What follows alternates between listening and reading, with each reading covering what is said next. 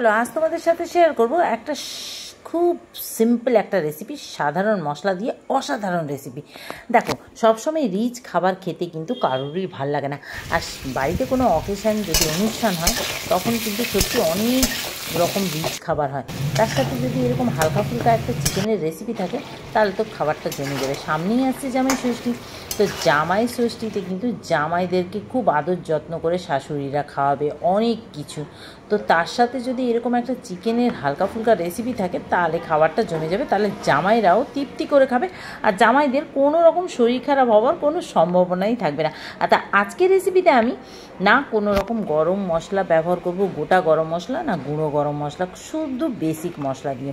তো চলো দেখে নেব, কিন্তু তার আগে বলে দিই আমার চ্যানেলে যারা নতুন আছে এখনও যারা সাবস্ক্রাইব করেনি প্লিজ সাবস্ক্রাইব করে দাও, বেল আইকনটা কিন্তু অবশ্যই প্রেস করে দাও।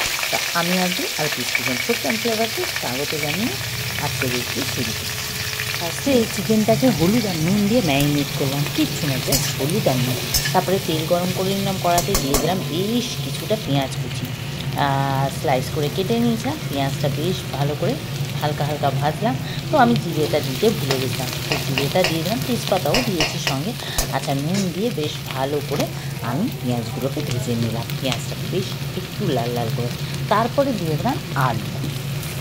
তো আলুটা দিয়ে বেশ ভালো করে ভেজে নিলাম লাল লাল করে। তোমরা চাইলে আলুটা কিন্তু ভেজে তুলেও রাখতে পারো, তো আমি না শর্টে কাজ সারছি, কোনো রকম ঝামেলা করতে চাই না।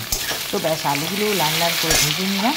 তার মধ্যে দিয়ে দিলাম বেশ কিছুটা টমেটো দিয়ে জল দিয়ে দিলাম। তারপরে ওই বেসিক মশলা জিরে, লঙ্কার গুঁড়ো, হলুদ গুঁড়ো দিয়ে দিলাম। তো পরপর সব মশলাগুলো দিয়ে দিলাম, সব দিয়ে তারপরে একটুখানি জল দিয়ে দিলাম, তারপরে ঢেকে দিলাম 5 মিনিট। তো 5 মিনিট পর দেখো একদম একটু টমেটোগুলো সফট হয়ে গেছে। ব্যাস আর এইবারে দিয়ে দেবো ম্যারিনেট করে রাখা চিকেনটা। তো চিকেনটা দিয়ে দিলাম বেশ ভালো করে। এইবারে এটাকে একটু ওপর নিচ নাড়াবো। তার আগে দিয়ে দিলাম আদা আর রসুন গ্রেট করা, তোমরা চাইলে বাটাও দিতে পারো। আমি বললাম না শর্টে কাজ সারছি, একদম কোনো রকম ঝামেলা ছাড়া, খাটনি কম। তো ব্যাস দিয়ে দিলাম, দিয়ে একটু নেড়ে চেড়ে আবারও ঢেকে দিলাম ওই লো হিটে 5 মিনিটের জন্য। তো দেখো জল বেরিয়েছে প্রচুর।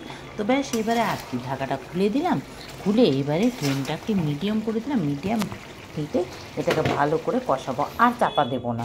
তো কষাতে কষাতে দেখো একদম জল শুকিয়ে গেছে, আর ওদিকে দেখো বৃষ্টিও শুরু হয়ে গেছে অঝোরে, মানে মাংস কষাতে কষাতে বৃষ্টি নেমে এসছে।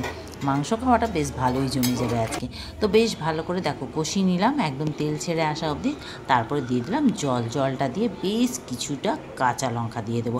কাঁচা লঙ্কাটা না একদম উপর মানে একদম ফ্লেভারটা পুরো মাংসতে ছড়িয়ে যাবে। ব্যাস দিয়ে এইবারে কি করলাম, ঢেকে এটাকে 5 থেকে 7 মিনিট লো হিটে রান্না করলাম। ব্যাস আলুগুলোও সিদ্ধ হয়ে গেছে, আর কালারটা দেখেছো লাল টকটকে হয়ে গেছে একেবারে।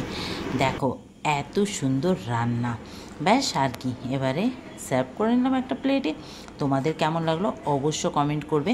আচ্ছা, তোমরা চাইলে কিন্তু এতে গরম মশলা দিতে পারো, কিন্তু এটা একটা রডেলা চিকেন। কিন্তু রডেলা চিকেনের নামটা কেন হয়েছে আমি জানি না, কিন্তু এইভাবে আমি যেখানে খেয়েছি আমাকে এই প্রসেসে বলেছে, আমি সেই প্রসেসেই বানিয়েছি। কিন্তু এর নাম কেন রডেলা হয়েছে সেটা আমি জানি না। আর রডেলা চিকেন এইভাবেই কিন্তু বানিয়ে মানে রেসিপিটা রান্না হয়। তো যাই হোক, তোমাদের কেমন লাগলো জানাতে ভুলো না, লাল টকটকে অবশ্য।